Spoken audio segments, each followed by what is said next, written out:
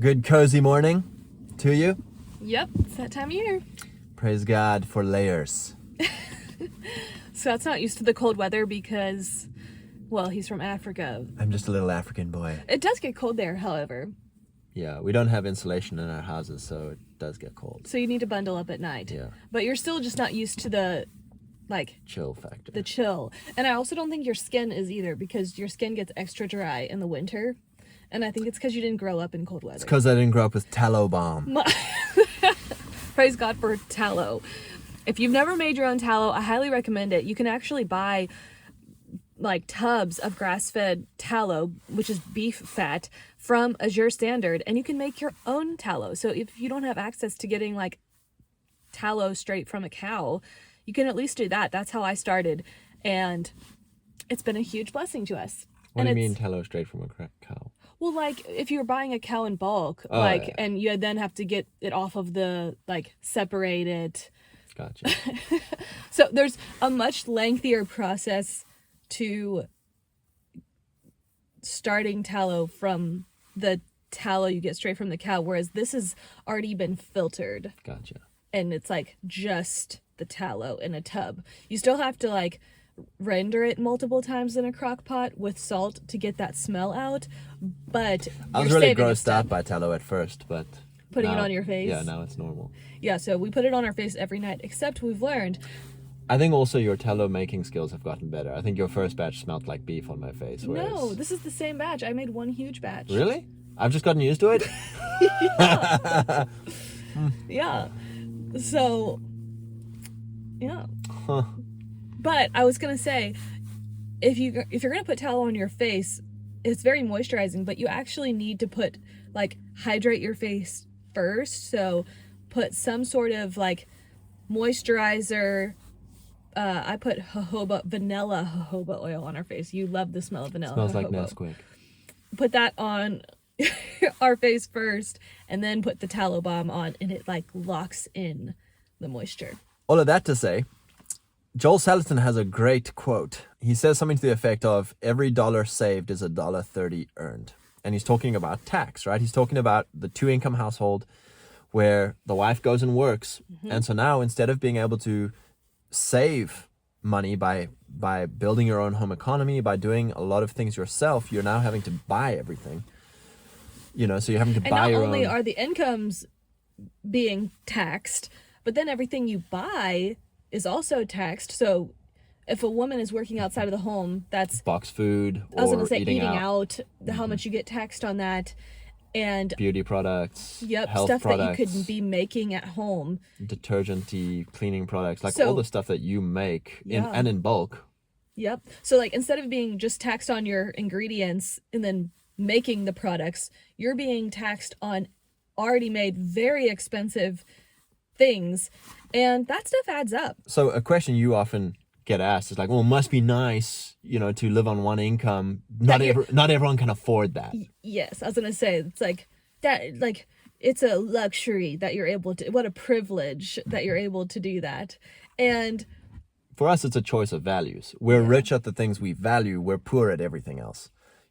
So many people, what they choose to spend their money on. If you go and look at your bank statement for the last 6 months, there's so many things that you're spending money on. Well, that is your values. You're rich at the things you value. And obviously, having a household where both people go and work, that's your values. That's fine. Yeah, if you want a fancy car, mm-hmm. all of the facials, massages, if that's what you're spending your money on, then that's fine. Don't complain about not being able to quit your job to come home. Yeah. We don't, at this point in our life, spend extra money on those things because I value being a homemaker. I value being at home. And do we want to get to a point where we can spend money on extra things like that? Yeah, we would, but we'll sacrifice it now to be able to live the life that is in alignment with our values. Yeah. So when it comes to earning money, there's a lot of questions as well around homemaking. Is well, are you allowed to earn money? Does that go against biblical gender roles, a wife earning money? No, it's fine. The Proverbs 31 woman, it's of course there's as much work in the household as there is outside the household. You can find tons of things to do and even monetize it. If you're earning money, praise God, that's wonderful addition to your household. Yeah. The question is, are you ruling the work? Are you ruling the money? Not is it ruling you, right? So if you go off to a job, you know, to work for Trader Joe's or work as a graphic designer, all the things you did, those jobs ruled you. They ruled your Totally. time. They ruled your energy. I was gonna say, like, you would leave. How often when you don't just work a job, you come home and you bring that work home mentally. When I worked at Trader Joe's, there would be drama, and I would bring that home to you and process and talk about work. So it's good to work. Is your work building up your household? Is it helping your husband with his work and his mission? Or is it taking you away from your household? Is it taking you away from your husband? That's what you really have to evaluate when it comes to, but I want to work. I want to be a boss babe or whatever, because that's the next big thing. I think the pendulum has kind of shifted. I've noticed, and maybe it's just the spheres that I'm in on social media, that homemaking is trending, that so many women are now being confident in their roles of being a homemaker, of this is actually very valuable work, what we do in the home. But now it's almost like homemakers are being monetized, and there's this pressure on homemakers to now make money from home and to feel guilty if you're not making money as a homemaker. I mean, there's even like people offering courses of like nut time side hustle, like this is how you can make money for your household even while being a stay-at-home mom. And it's like, I think we've missed it. We're now, Yeah, if this stuff stresses you out, it's like you should probably avoid it. Like, you don't want to do stuff that stresses you out, takes you away from your first duties, your first work, which is the home and your husband. the priorities of your role of being a homemaker is first to helping your husband and to looking well to the ways of your household. And then comes, if you can also manage creating an income from home, praise God for it. But the moment that that becomes stressful, anxiety, or the moment that that thing is ruling your time, then that's the moment to step back and be like, is this ruling me, or am I ruling it? Because we've spoken about this, of like anytime we've had money anxiety or like money issues or whatever, it's the conversation should be, how does your wife help you go and make more money? You know, how can you help me be better at my job? How can you help me with my work projects? With how can we maximize my income earning potential? It's never your responsibility to go and now money. go make more money. Now, it should never be, how can I make more money? Yeah. The question should always be, how can I help my husband? yeah. Now, if your wife has an amazing, easy income where she's earning a ton of money and it's not stressing her out and it's great, like, God bless, like, And like praise, passive income. yeah, Like if praise it's passive. God. Praise God for that. That's wonderful. Don't feel bad about that. What we're saying is, I'm not putting the burden on my wife to go and be the one who's responsible for making all the money. So we know a lot of people whose the husband and wife manage a business together, and the wife works and helps her husband with much of the business.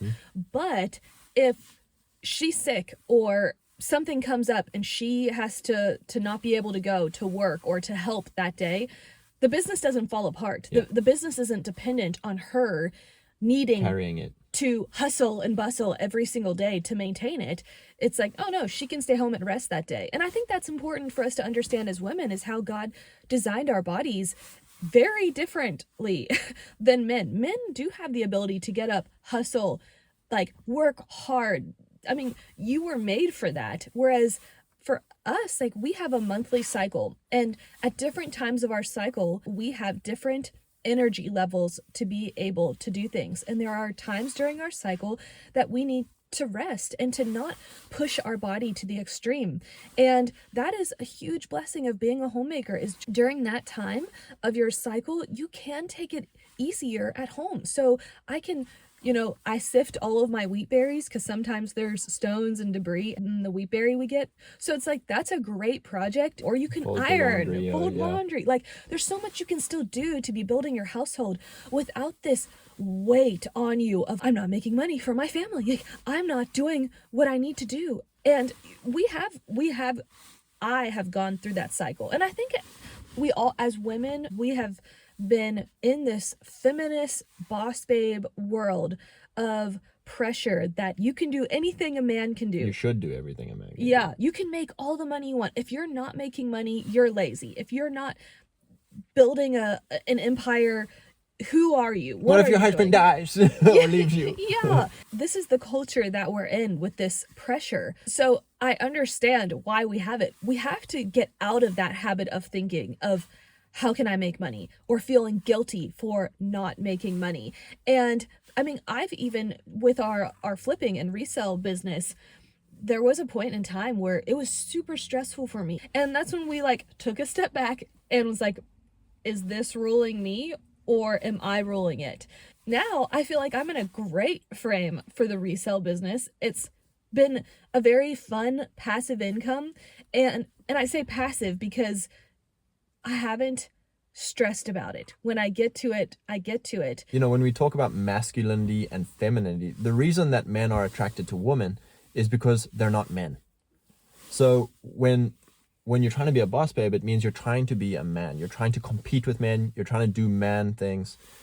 And so what, you know, a guy doesn't want to go and work his job and pursue his mission and compete and all this stuff. It's heavy. And then come back home and now have to compete with his wife and fight with his wife.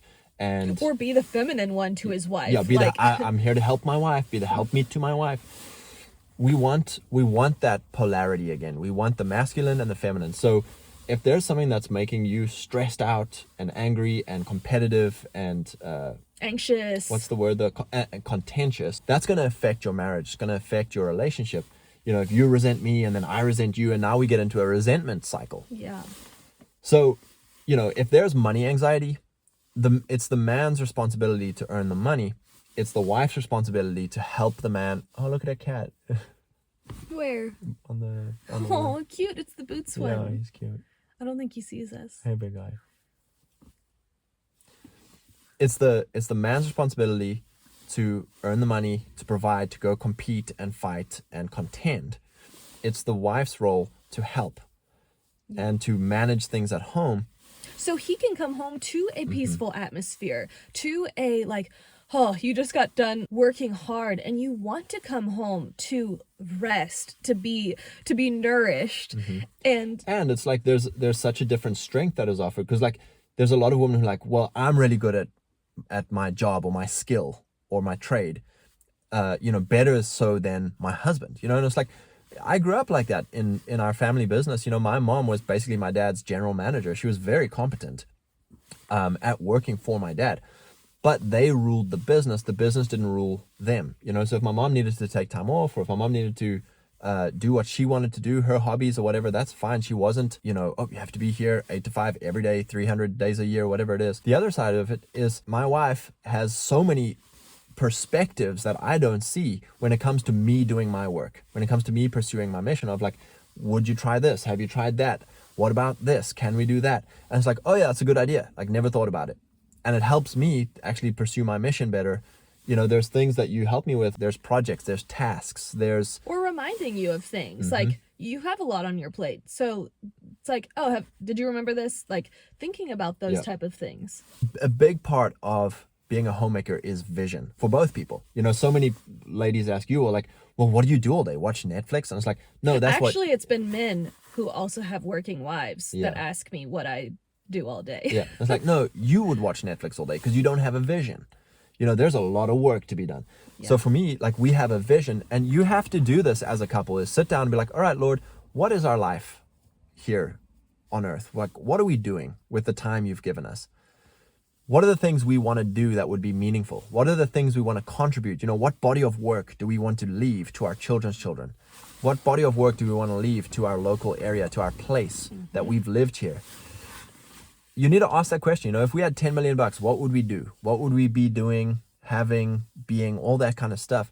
And then you need to take those things and put them into schedule, into actions of like, here's our tasks. Now, there's some people who are bulldozers. They're going to go 1,000 tasks a week. And there's other people who are going to plod and do 1, 2, 3 tasks a week. The point is, you need to be going in the right direction.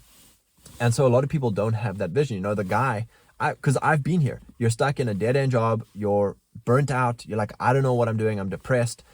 And so you start self-medicating, right? You want to escape, you want to buy toys, you want to go eat out, you want to go on holiday to try and fix a lack of vision. Same thing with wife. Like, you get frustrated when you don't have a vision of like, well, what am I doing? Why am I doing it? Where are we going? Yeah.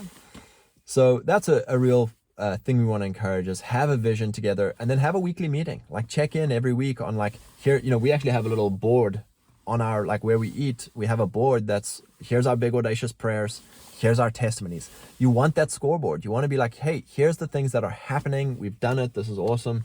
We have a scoreboard for where we spend our money, and we can look like, oh, okay, like, this is where we spent this, and this is where we made money from our incomes. We don't so much budget ourselves. We track where our money is going, and then we can examine those things. And that is a scoreboard for us too. Yep, definitely. We hope this was helpful to you guys as far as the home economy. You know, can a woman work? Yes. Work is good. The Proverbs 31 woman is a beautiful example of a working woman. She's not working for another man. She is the CEO of her household. She manages her home economy. And there is so much work to be done in our home. There is always things that we can be learning in and growing in. And there's so much work to be helping your husband in what he's doing. And if you don't know what that is, talk about it. That's when you sit down and be like, I want to be your helpmeet, but I'm not sure how to help you. I mean, we've done that in seasons where I'm like, I want to help you, but I'm not sure how. And sometimes that's making sure that there is nutritious meals for him to be eating. That's making home a nice place to come home to. That's, like I said, reminding of him of things. Whatever your husband does, helping him with those things. And I also want to touch on, when we say be a helper to your husband, that doesn't mean... So there's also wisdom in my wife being my helpmeet. It doesn't just mean she's my employee and I get free labor from her. I mean, I might as well just hire someone. You know, we laugh about it all the time of like, you thought you needed to be an accountant to be my helpmeet. And it's like, no, like, we can hire an accountant. Like that again, am I putting stress on my wife? Am I putting a burden on my wife? Expectations of things that I'm not capable of doing, which would be being an accountant. Yeah. So what are the strengths of your wife? You know, are you putting her in a place to succeed and be energized by what she's doing? Or should you actually be hiring someone else to be an employee? You know, take care of that so that you can keep your wife as your wife. Yeah. And I also want to talk a little bit about social media too. Does social media rule you, or are you ruling social media? I think that's really important right now, especially with just how these people who run these platforms have created them to be this addictive doom loop. And it's like, is being on there taking you away from the roles of your household?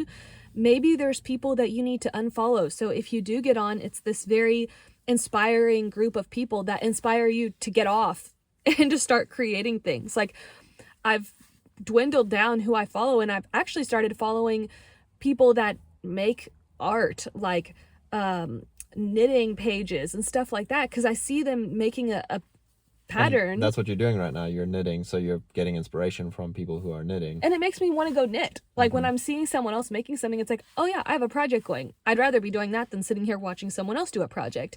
So using social media in that way. So we hope that was helpful. Feel free to leave more comments and questions or testimonies, whatever. Because this is always a fun thing to talk about, because again, we're learning from scratch. So bless you guys. And we hope that you enjoy the rest of your day.